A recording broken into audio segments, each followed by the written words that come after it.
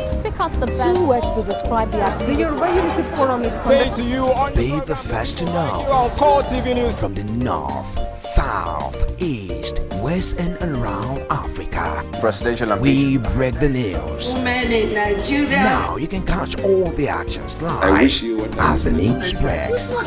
We are Core TV News, Welcome to Core TV Primetime a News. 24-hour news station.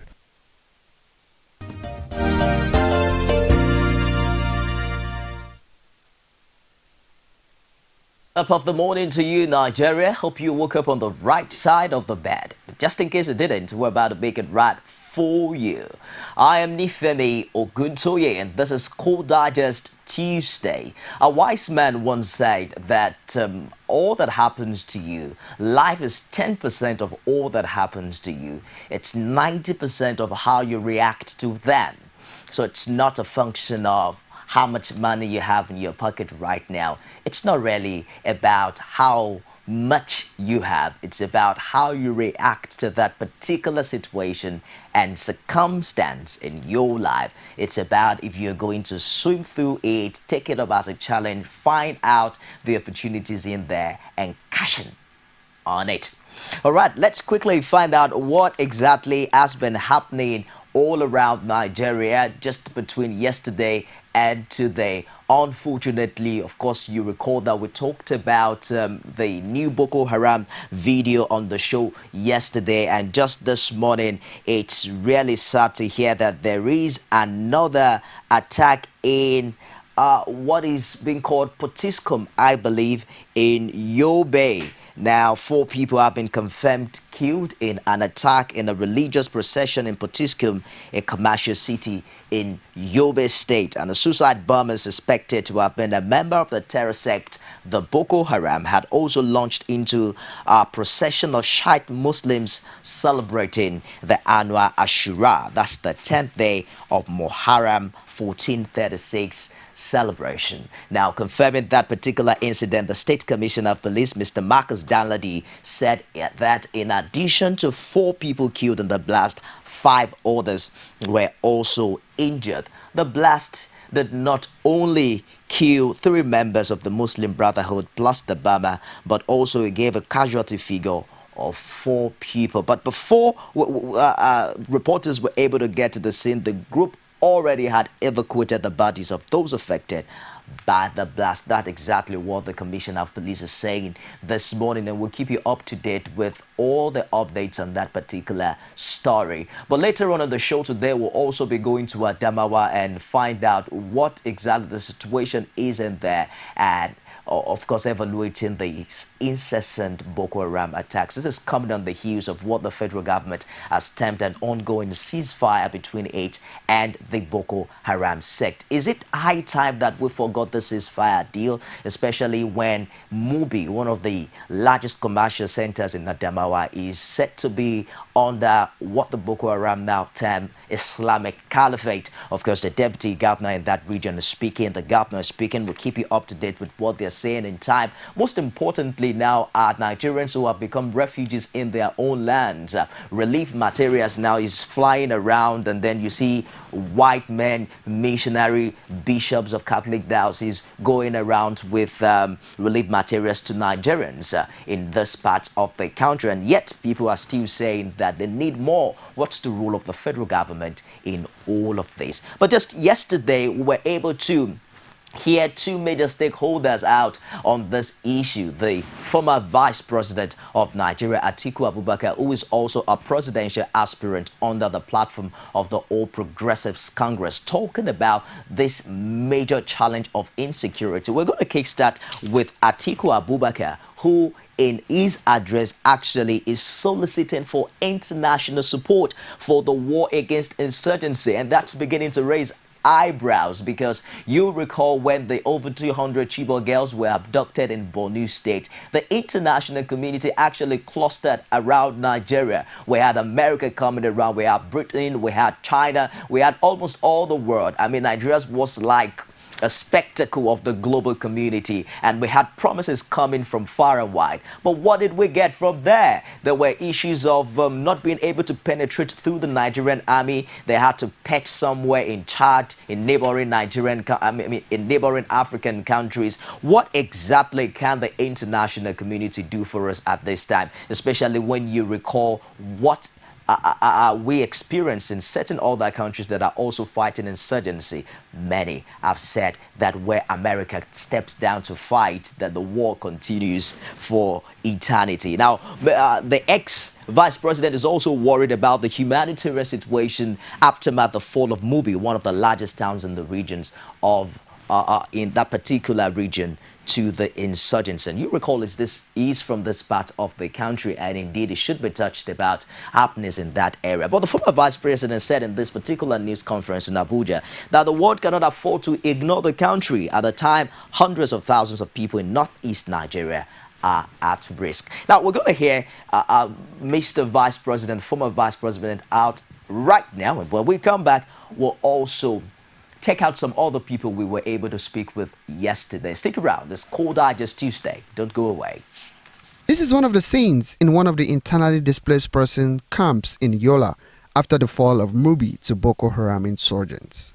It is also the reason why former Vice President Atiku Abubakar believes the time is ripe for the international community to come to Nigeria's aid. This, according to him, is because the country's leadership has failed the people of the affected region. I call upon the international community to help us. I am making a special appeal to countries with sufficient know-how and experience in tackling terrorism to increase their assistance to us. The relief agencies that are already working here should please double their efforts. And all people of goodwill should help in any way they can and do more than they have been doing to alleviate the pain and suffering that we Nigerians face through this insurgency. This Boko Haram insurgency has been with us now for several years, but has in the last few days taken a step further towards being a disaster of unimaginable proportions. Hundreds of thousands of people are at risk. Nigeria needs world support. The world must not abandon Nigerians in our time of need. He recounted how insurgents have in recent weeks taken over 16 local governments spread across 3 affected northeast states, which has led to thousands of displaced persons. The former vice president, who was accompanied by senators from the region, say the humanitarian situation is worrisome. In Yobe, only 2 local governments are being occupied by Boko Haram, Gujuba and Gulani, and then in Adamawa, you now have 5, Madagali, Michika, Mubi, Mubi North, Mubi South, and Maiha. And in Borno, about 9 local governments, Bama, Ngala, Dikwa, Kalabare, Mafa, Marche, Goza, Dambua, Gulani, Gujuba. So that is the exact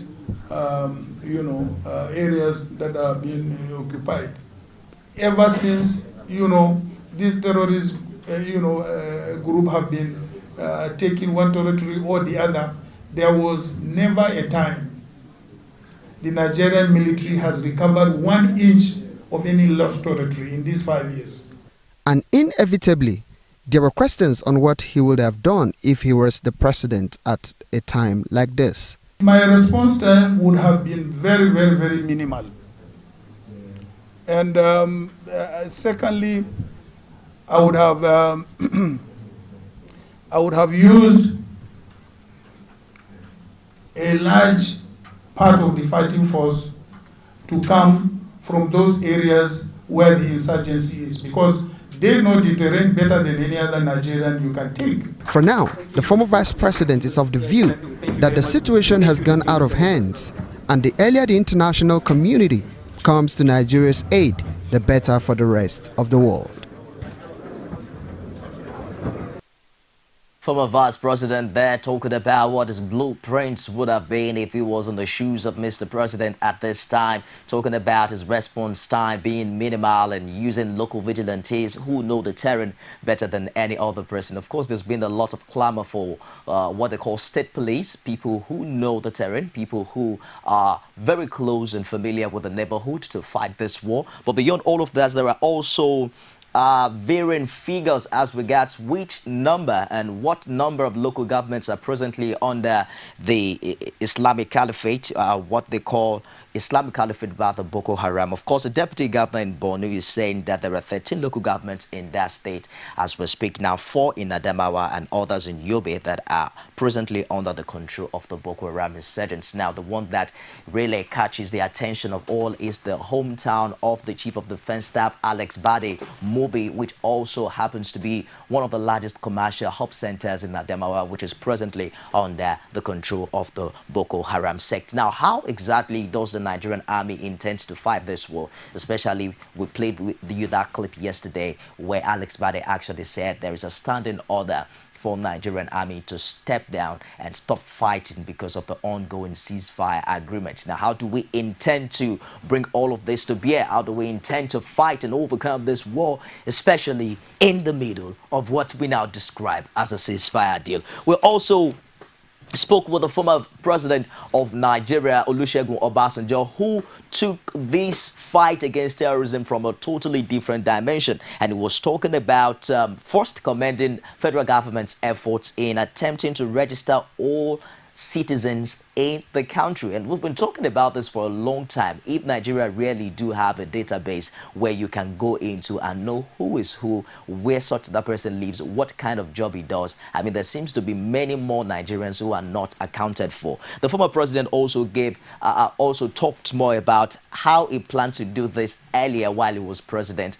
the outcry that followed by journalists and concerned Nigerians, and now how it has become inevitable in our fight against terrorism. He was receiving officials of the National Identity Management Commission. However, he said the scheme was long overdue. Now, this is not the first time we're talking about national ID card in Nigeria. Quite a number of money are gone into these for a long time now. How much more do we need to invest into this sector before it bounces back? What exactly needs to be done to create a formidable database in this part of the world? Let's hear the former president out, and I'll be back with you with more on Call Digest Tuesday. Don't go away.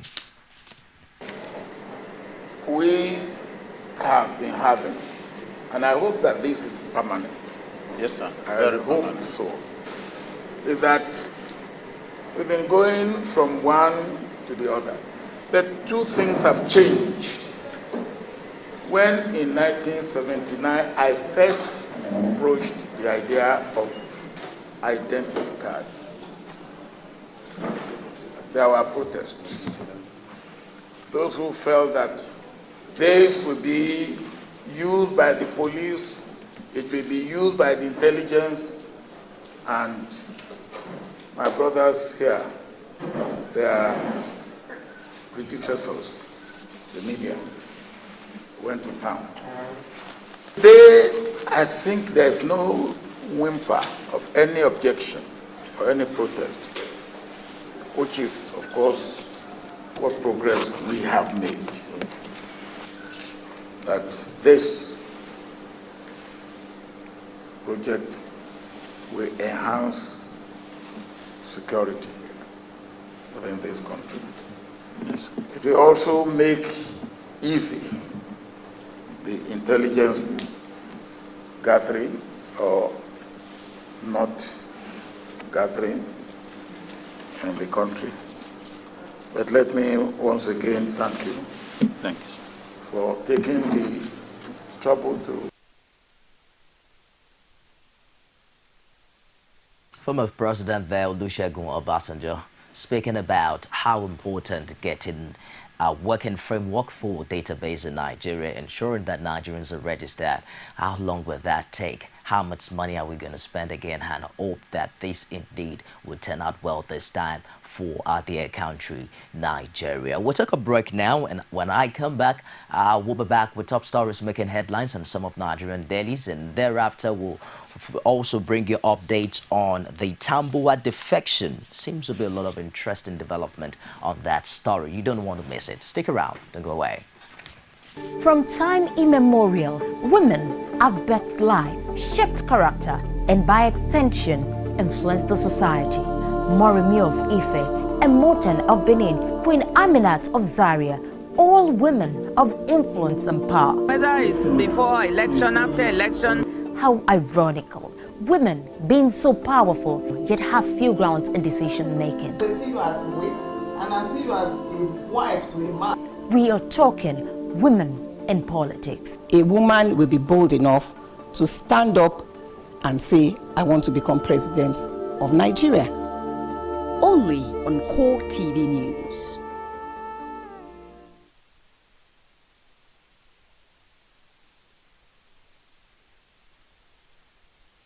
Has it been a difficult task for you to purchase exquisite, classic, durable and sturdy furniture that will last the test of time? Here is good news for you. Purchase high-quality furniture for your household, offices, hotels and schools at Prince Interior Furnishing and Furniture Company Limited. Office address, Goshen Plaza, Showroom 28, Kubo Furniture Market, AYA, Nyanya Road, Abuja. Telephone 0803 119 1444 or 09291 7482. Email princeemeka240@yahoo.com. info@princeinterior.com. Website www.princeinterior.com. Purchase your furniture at Prince Interior Furnishing and Furniture Company Limited. Classic, strong, exquisite.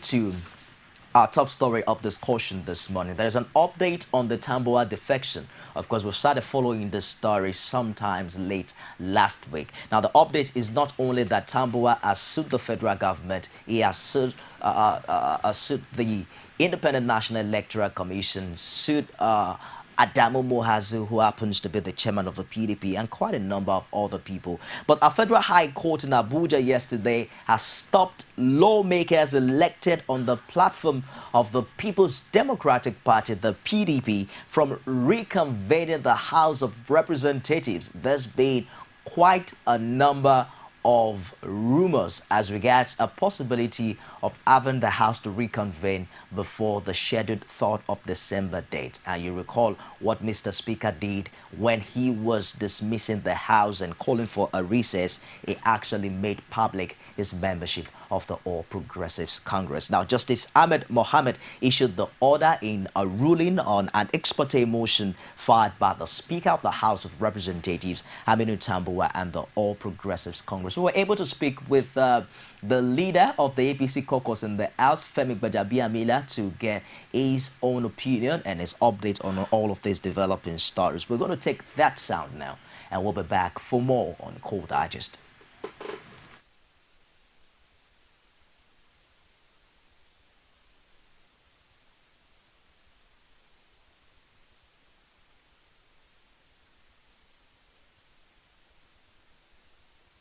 By the courts that any attempt to reconvene the House outside of the rules provided by the House, outside of Section 60 of the Constitution, which allows, which gives the House unfettered powers to regulate its own proceedings, any such move will be illegal and unconstitutional and null and void. We know it, they know it. But to make assurances that we sure let the courts make a pronouncement on that to the ruling PDP. I'm not sure whether the Inspector General of Police was still undergoing residual legal studies at that time, that he was not aware that there had been such decampment, and he did not do anything about it. If you look at our Constitution very closely in Section 42, it says that nobody shall be discriminated against on the basis of his political opinion for another person. If you do not withdraw the security aids of the Speaker of the Ondo State Assembly, then there's no reason that you should remove the aids of the Speaker of the National Assembly. That is discrimination against the provisions of Section 42. The most important thing that I want to talk about is the impeachment issue that is being bandied around. We need to be very careful. The Speaker has nothing to lose, absolutely nothing. If you go and get 50 members somewhere to illegally impeach the Speaker, then 50 members elsewhere can equally impeach someone who is higher than the Speaker. So we should watch it, because the hunter can become the haunted in this matter. The reality of the issue is that the APC members are ready. We've been calm. We want to exhaust the legal means. Politically, we have every capacity to deal with this issue. And in the next few days, Nigerians will.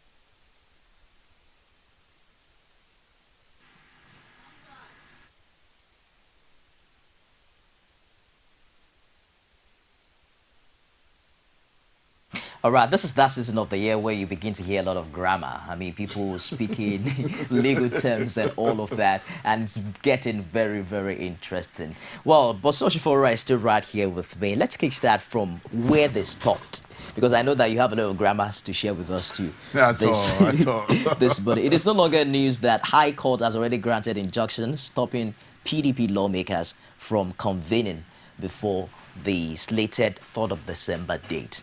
But let's kickstart with the action of the Inspector General of Police, because many have been making references to the move by Ondo State Governor.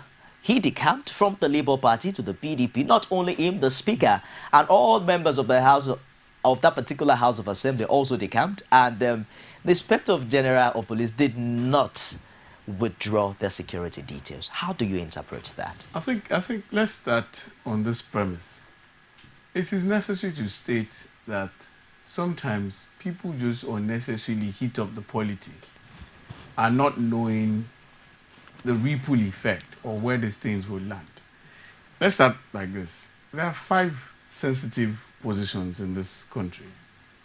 They are not just political positions. They are security positions. The first one, the president. The vice president was the number 2 man. The Senate president, that's the 3rd person. Then the Speaker of the House is the 4th person. Then the CJN, that's the 5th person. You see, these 5 positions, fine. The way people get there most times are political because you are appointed or elected, but they're not positions that are for play. Or you just feel, okay, this has happened, let's just mess this person up. No. They hold this country together. Now, so if the Speaker has taken his own decision to join another political party, fine. The Constitution is there. Now, for the interpretation of the Constitution, the courts are there. Section 6, subsection 6B, says that the court is saddled with powers, judicial powers, to interpret anything that has to do with maybe individuals and government, authorities and court, to talk about, basically he talks about their rights and obligations under the law, civil rights and obligations. Okay. Now, so the court is there to do that. Now, the acting IG or the IG, whatever you want to call him, I think just acted out of line. Somebody has done something, the number 4 man of this country, and you withdrew his aids. You withdrew his security details. What if they kill him? You think everybody is smile and go and sleep with what we already have? No, you don't do that. We spoke earlier with an activist lawyer, Festus Keyamo, who said that the IG is like someone hiding behind a finger, that he probably acted on instruction by the executive. Do you see the hand of the federal government in all of this? It's very obvious. It's very obvious because this is not the first case of defection. Then if you see what has happened over time, I mean, the reactions from the ruling party that lost, APC came and said that Tambwa is a big fish. their net caught a big fish. Now, PDP knows they've lost a big fish, even though they're pretending as if it's nothing. But they know, I mean, the way they've gone about it, the aggression, the pursuit, you know that fine. They've lost something big. Okay. All right, but the way they're going about it, using the office of the IG, I think they don't know what is coming. And they don't know, they feel this is just an ordinary political thing.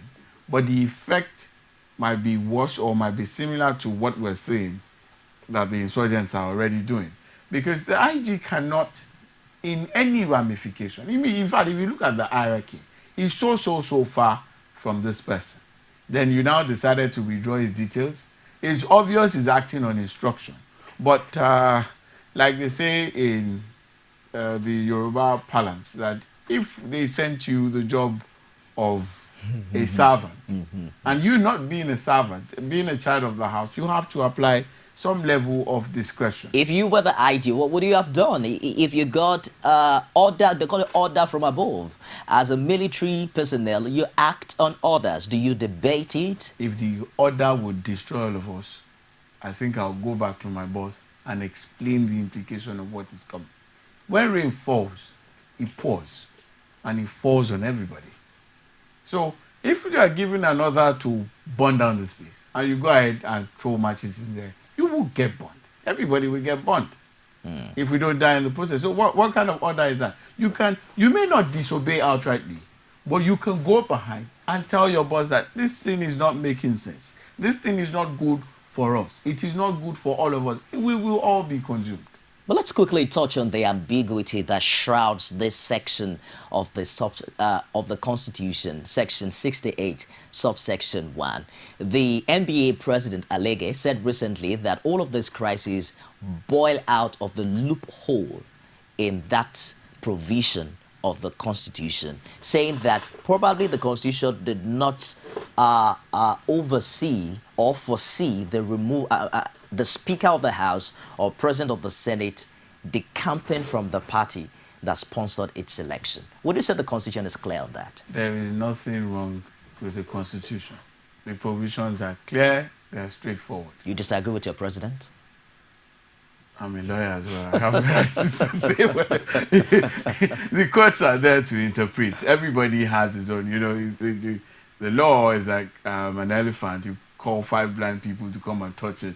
If they touch different parts, they will tell you, you know, based on what they're saying. But just before you go on, MCR, check final video on Friday, and I'm sure that you'll find pictures of that particular section of the Constitution. Final video Friday, you get the subsection, the Constitution of Nigeria, 1999 Constitution, and I believe that you get that particular section of the Constitution. But it states clearly that the Speaker, I'm speaking like a lawyer now, right?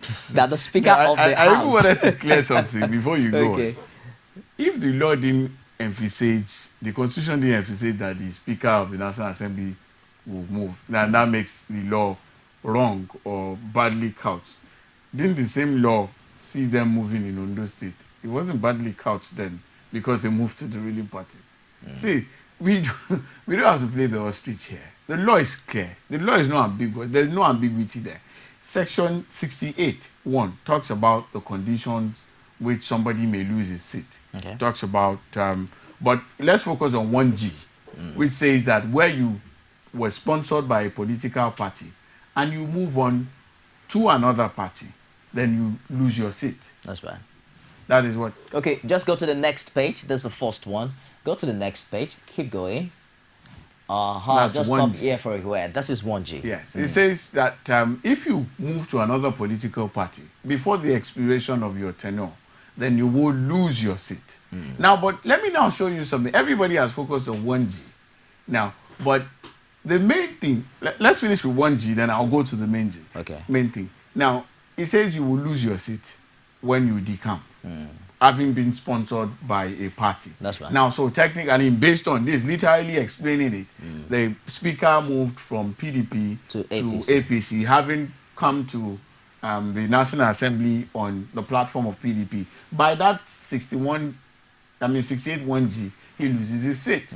Now, but there's a proviso to that 68 1G that says that where there's a division, that's right, in your party, or where there's a merger, where your party has merged with another party, then... Or the party is factionalized. Yes. Now, if you look at the speaker, before he moved, he talked about the fact that in his own place, his constituency, Sokoto, I mean, his governor, everybody moved. PDP still exists. There's been problem. There's been lingering problem. In fact, the PDP stalwarts came out and said that he's never been with them from the beginning. I mean, you know, banters here and there and everything. But you see, everybody's focusing on 68-1G. Look at 68-2. Okay. He says that it's not automatic. He says before the person will lose his seat, that the Speaker of the House, maybe not emphasizing that the Speaker will be the one to move now, but he says the Speaker of the House will come and give concrete evidence. If you could get it, let's look at it. Yeah, just go to the next page. The next page after this. It says the Speaker of the House, the President of the Senate, or the Speaker of the House of Representatives, as the case may be, shall give effect to provision of subsection 1 of this section, that's 68(1). Okay. So, however, that the President of the Senate or Speaker of the House or a member shall first present evidence satisfactory to the House concerned that any of the provisions of that section has become applicable in respect of that member. But in this case now, it is the Speaker of the House that is decamping. Nah, I don't know who comes. Wouldn't you call that a loophole in this particular section of the Constitution? It's not a loophole. It's not a loophole at all. It's clear. Now, fine, the law can't cover everything, but the law sets a framework in which everything can work. Okay. Now, so what I'm saying, what is cogent here is that a satisfactory evidence must be produced to show that, okay, fine, this guy has moved based on section 68(1G. But looking deeper at the proviso which says that he can't, I mean, if something is wrong, then he has an evidence to show that something is fundamentally wrong from where I'm coming.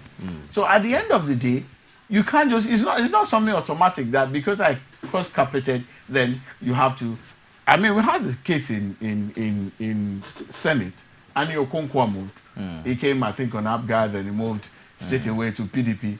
Nobody raised any eyebrow. It will even amaze you that even the man in the eye of the storm now entered the House of Reps under the AMP. True AM people before he now decamped to the PDP. But most interestingly is now his position, saying that in November 26, 2013, a particular faction of the PDP, the Baraji-led faction, joined arms with other political parties to form the APC, and by that move he automatically also defected from the PDP to the APC. Is there any part of the Constitution that mandated that he should have made his defection known as at that time, and not coming up just a few days ago to say that he was declaring his membership of the APC? You know what? The man is smart. He's a lawyer. And unfortunately, I think the ruling party just served into his hands. He has looked at the thing. He has studied everything very well, calculated his moves, and he was spot on. That's what I've seen in this whole thing. Now, there are conditions that says, okay, if you want to remove the speaker, the section of the Constitution is there. It says if you want to remove him, then you can remove him by a 2/3 majority. Okay. Instead of this hue and cry, let them go and gather their people and look for 2/3 majority, find how you impeach it. Do you think PDP can get to a third of the House? That is their own cup of coffee. But go, instead of making noise in the papers and the TV, calling him to resign, the guy has not resigned. He has not followed what you want him to do. Okay, you go and put your house in order. They said they gave, I heard when they said the Central Working Committee of PDP said, gave a mandate to the members to go and impeach him. Go ahead and do it, if you can. Then if you cannot do that, then go back, sit down, then know that, okay, going forward, this may happen at any time, then you know how to secure your home front. You don't do this. But you see, beyond all the speaker left, he moved, defected, decamped, section this, section that. If we're not careful with this thing, things may go from bad to worse. We have a bad case from the Northeast on our hands. We have soldiers running away from insurgents. We have insurgents putting up flags in about 3 states now and declaring this their territory. Now you want to go ahead and start fighting a battle that doesn't make sense. But do you think we should get ethnically biased there, if that expression is right? Because initially, that particular position was supposed to be for the Southwest. Mr. President is from South-South. His Vice President is from Northern Nigeria. We have the Senate President from East. The House of Reps, automatically from the federal character, should be from Southwest. But at the time where we even had it going to Northern region, there was not much ethnic bias attached to it. Why at this particular time? Brother, we have seen some areas are more volatile. I mean, some individuals in certain areas are more audacious and volatile in their approach than some other places. God forbid, if anything happens to this man, I'm a Yoruba man. I'm not from his side. They've withdrawn his security details. If anything goes wrong with him, I can assure you, from what we have seen over time, from that part and what we are seeing, his people will rise up. Okay. You don't want, if you have battles, northeast, northwest, south will start. I mean, they're already agitating in the background. Dokubo is there. You may say he's just shouting. Let something go wrong there. You don't want to fight, no general fights or no battle front. By the time something starts brewing from that side, what you have is a conflagration. Well, initially, when Tambuwal declared his defection, the first reaction from the PDP was that, well, he has always been a part of the APC. Does he really, do you think that at this point the number 4 position means a lot to the PDP?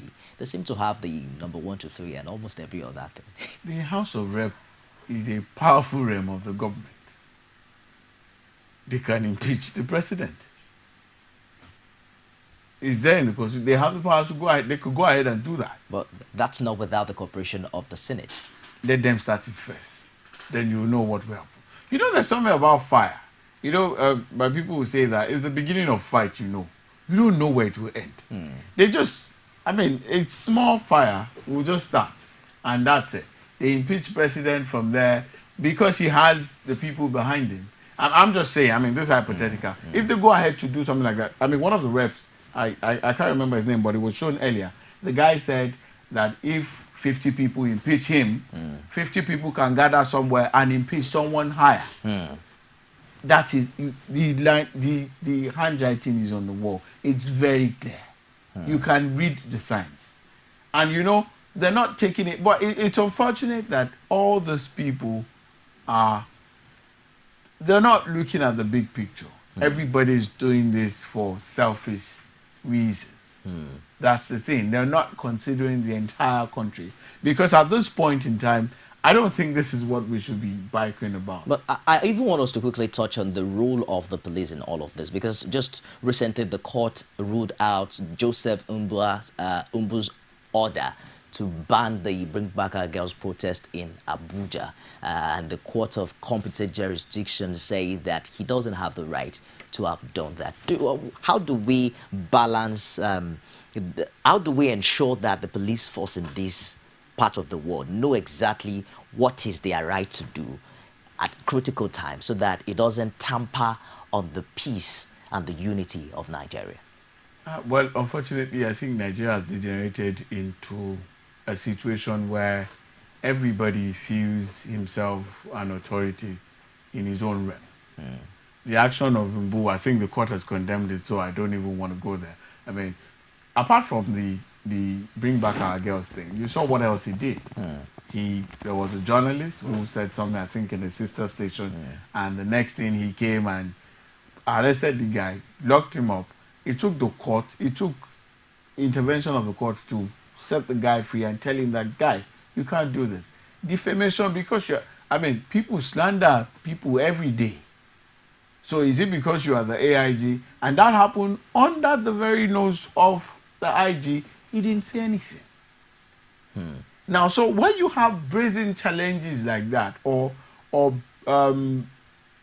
where people go against the law, people who are supposed to obey the law, people who are supposed to be custodian of the law, now they are the ones now confronting and affronting the law, then I don't think it's good for the polity. The police act is there.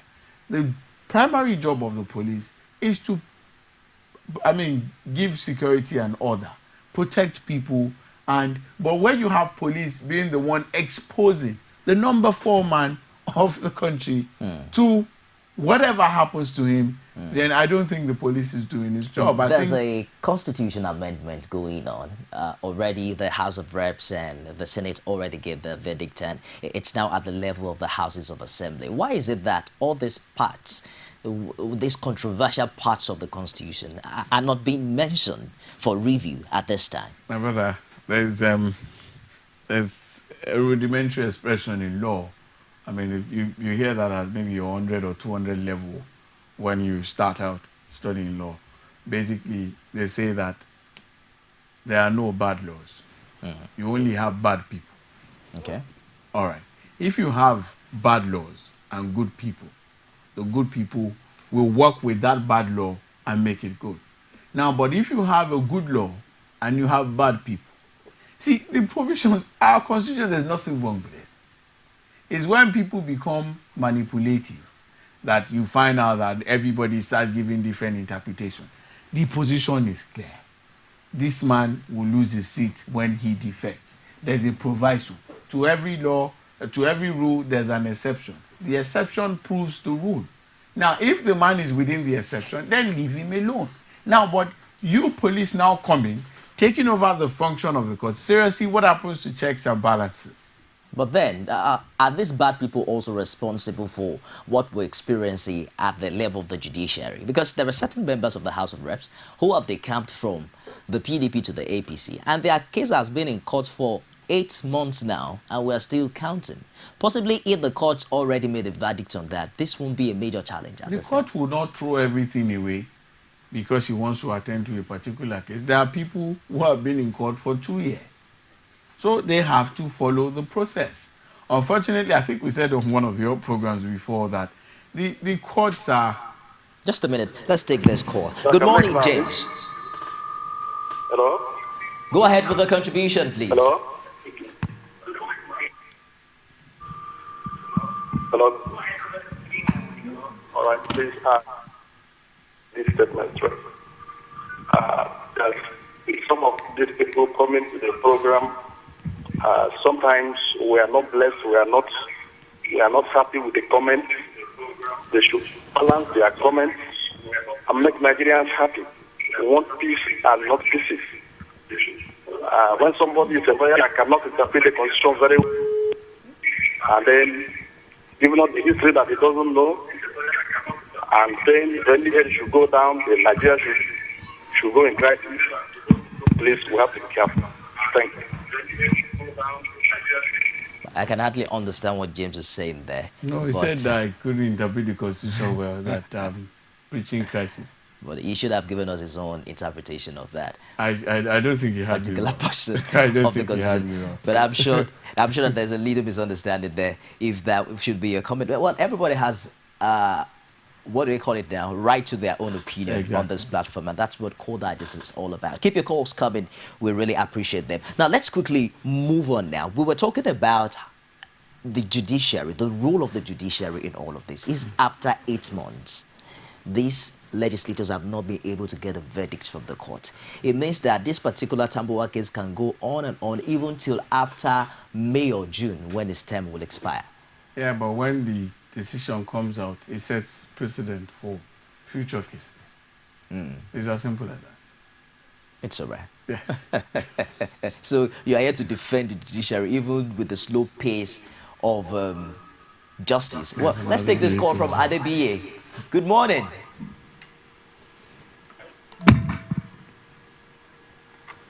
Good morning, ADAMAWA. Good morning, Jim. Please go ahead with your contribution. Good morning. Please, I want to contribute to what you're saying. Go ahead, please. I want to contribute to your topic here. ADAMAWA, go ahead. First of all, I want to greet you as the man in charge. And the other man, I know him somewhere. Thank you very much. And I want to say this to myself and to the members of my family. And because as a PDP man, the way you are saying it, I'm a PDP man, but from now, as I'm looking at APC, myself as the head of my house, I've defected to APC. My family, they are following me to defect to APC. Please, I'm a PDP man, and my wife has promised me to follow me to PDP, to APC, and two of my mature children.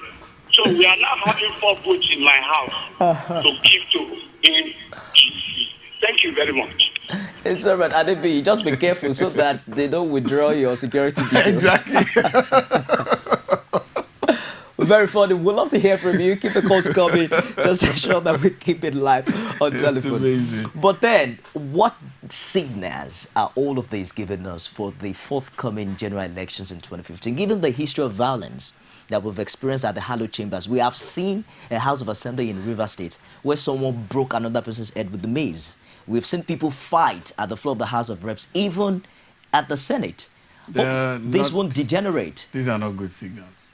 These are not good signals. In fact, earlier on, before we came to the studio, you know, we were talking about the American intelligence that talked about Nigeria disintegrating and not being together by 2015.